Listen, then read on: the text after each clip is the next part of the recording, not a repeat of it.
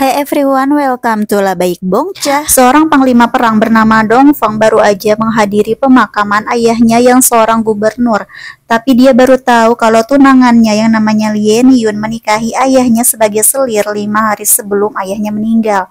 Dong Fang merasa dikhianati, tapi di satu sisi dia juga selalu ada buat menyelamatkan Lien Yun dalam berbagai situasi. Sebenarnya alasan Lien Yun menikahi ayah Dong Fang karena balas dendam. Soalnya 5 tahun lalu keluarganya dijebak atas perdagangan senjata lalu dihukum. Dan menurut kesaksian pelayan pribadi Lien Yun, ayah Dong Fang yang membunuh orang tuanya di penjara. Hubungan keduanya diselimuti banyak kesalahpahaman dan rasa pengkhianatan, tapi sebenarnya rasa cinta keduanya tuh masih ada. Nah, di sini Dong Fang membawa Lien Yun ke tempat pelatihan menembak dengan tujuan mengajari si cewek supaya punya kemampuan melindungi diri sendiri. Tapi Lien Yun malah mengarahkan pistol berpeluru itu ke dadanya Dong Fang. Lien Yun menuduh Dong Fang membohonginya. Dong Fang menyuruh anak buahnya menurunkan pistol dan mundur. Lien Yun melanjutkan bahwa sebelumnya seorang pemuda bernama Fang Changling dibunuh di bawah perlindungan Dong Fang. Bisa-bisanya Dong Fang bertingkah seolah tidak terjadi apa-apa. Dong Fang mau menjelaskan, tapi Lien Yun gak mau dengar. Lien Yun akhirnya melepaskan tembakan jarak dekat kepada Dong Fang sehingga Dong Fang langsung ambruk dan memuntahkan darah. Tapi dari jauh kita lihat ada orang lain yang ternyata menembak Dong Fang. Melihat Dong Fang sekarat, Lien Yun mengenang lagi memori lama waktu keduanya bareng-bareng walaupun banyak kesalahpahaman.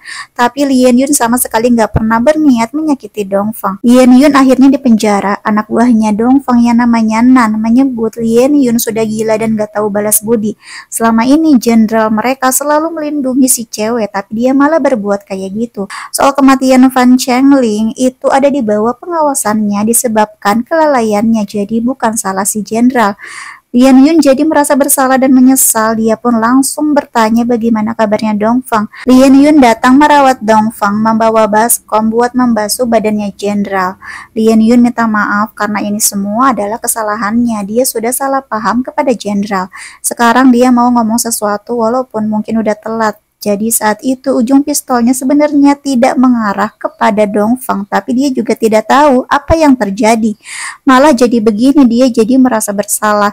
Lien Yun mohon supaya Dong Fang bangun, asalkan dia bangun, gak masalah dirinya dibenci atau disalahin atau bahkan gak dilihat sama sekali. Pagi harinya Lien Yun bangun dan melihat jenderal. Dia pun mengecek kondisi jenderal yang masih belum menunjukkan tanda-tanda siuman. Nah, malamnya anak buahnya menjaga jenderal. Kemudian beberapa saat kemudian jenderal akhirnya siuman.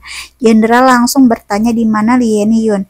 Anak buahnya bilang di saat kayak gini masih aja mikirin si cewek itu.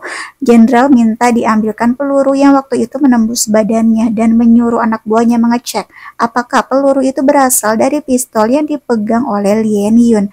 Dia curiga ada seseorang yang bersembunyi dan melepaskan tembakan kepadanya.